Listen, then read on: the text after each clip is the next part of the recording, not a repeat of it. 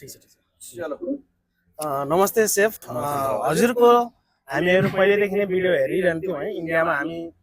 बसेको मान्छे है फर्स्टचोटि नेपालको सेफले चाहिँ त्यति राम्रो कुकिङ गर्दाखेरि म एकदम इम्प्रेस भएँ अनि तपाईँको केही नक्कलहरू मैले इन्डियामा धेरै गरेँ मैले त्यसले पनि धेरै माया पाएँ मैले त्यसो भिडियोले गर्दाखेरि मैले धेरै नै माया पाएँ यो अवसर तपाईँलाई भेट गर्ने अवसर हाम्रो चाहिँ साई कुमारज्यूले चाहिँ मलाई लखनऊ फोन गरेर अनि मलाई यहाँसम्म पुऱ्याइदिनु भयो तपाईँसँग भेट गराइदिनु भयो अनि तपाईँको जो कबाबहरूको भराइटी थियो जो लखनऊमा पनि कबाबहरूको धेरै नै मान्छेले प्रशंसा गर्छ म लखनऊमै बस्ने मान्छे लखनऊमै हुर्केको मान्छे लखनऊको जो 7वटा कबाब छ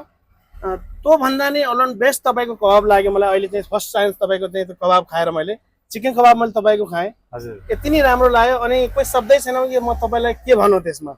मतलब तपाईँसँग एकदम मोहित भइयो हामीहरू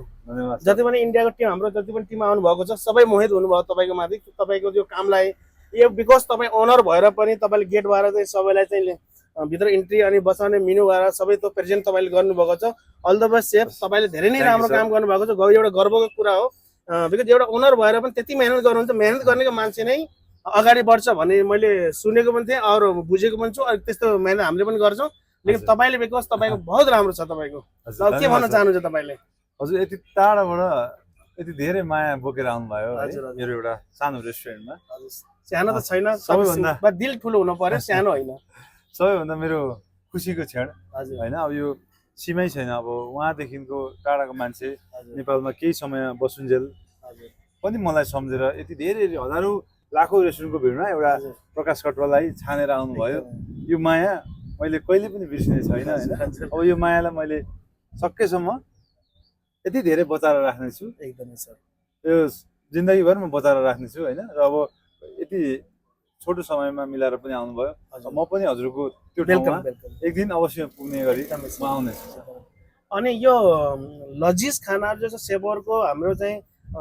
फिल गर्ने बित्तिकै होइन पहिला तपाईँले आँखाले यति राम्रो खुवाइदिनु भयो आँखाले खुवाइदिनु भयो फेरि हामीले मुखाले खाइयो यति राम्रो स्वाद यो स्वादलाई हामीले बोकेरै जाँदैछौँ इन्डिया अनि यो स्वादलाई कोसिस गर्छौँ कि तपाईँले जो प्रेजेन्ट गरेको भेराइटी कबाबहरूलाई हामीले पनि आफ्नो रेस्टुरेन्ट अनि आफ्नो बेङ्गलोर हलमा केही न केही प्रेजेन्ट गर्न सकुला भन्ने आशा गरेर तपाईँसित म अहिले बिदा लिन्छु है धन्यवाद धन्यवाद